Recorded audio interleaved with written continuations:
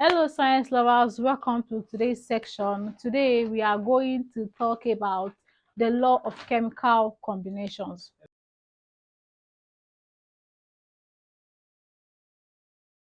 Imagine baking a cake, you mix flour, sugar, eggs, and then voila, you have a delicious treat. But what if you don't measure the ingredients correctly? You might end up with a disaster. Just like in cooking, chemical combinations follow specific laws to ensure we get the right product. Let's explore this together. The laws of chemical combination describe how substances combine to form compounds. There are three main laws we will focus on today: the law of conservation of mass, the law of definite proportion, and the law of multiple proportion. First up, we have the law of conservation of mass.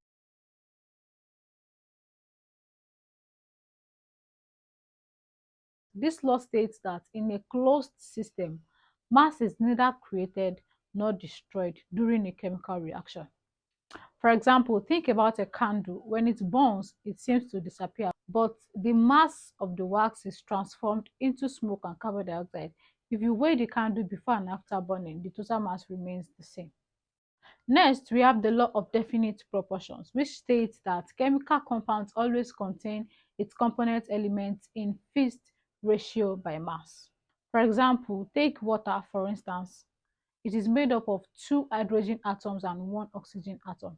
No matter where you find water, whether in the lake, in a bottle, in the river, it will always have the same ratio of 2 to 1.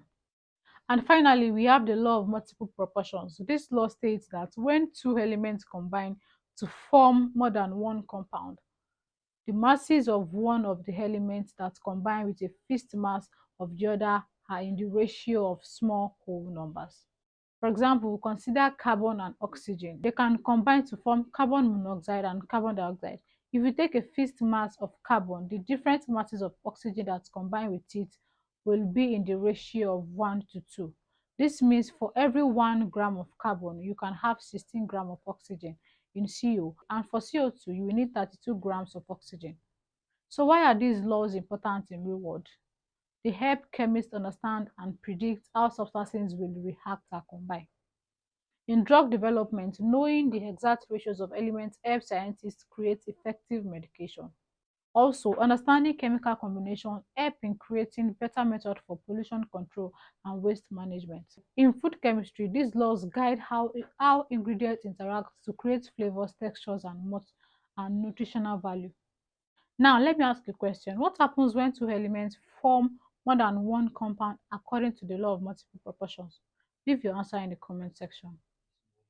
Great job, everyone. The law of chemical combination are foundation in understanding how elements interact to create the world around us. From cooking to pharmaceuticals, these principles are at work every day. Remember, the law of conservation of mass, the law of definite proportion, and the law of multiple proportion are all key to mastering chemistry. Thanks for joining me today. If you found this video helpful, give it a thumbs up. Subscribe for more chemistry content and drop a comment with your favorite chemical combination or experiment. Until next time, see you.